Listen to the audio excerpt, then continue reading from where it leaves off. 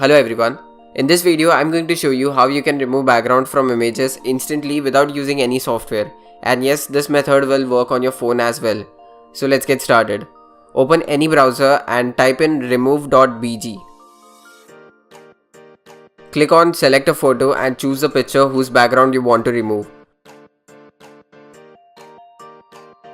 That's it, the picture will be uploaded and you will get the image with removed background instantly. Let's try another picture, a slightly difficult one.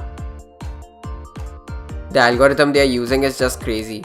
You can also enter the URL of image if the image is already online. Let's try with a picture using URL. Let's search for an image.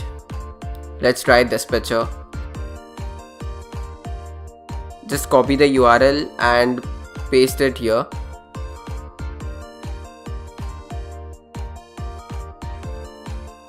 Does a very good job. Now of course there are some limitations of this website at the point of making this video.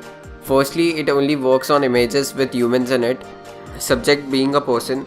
That means it will not work on images with the subject as animals or any other object. Secondly, sometimes it messes with the hair if the background is of similar color. These things might get fixed in future updates.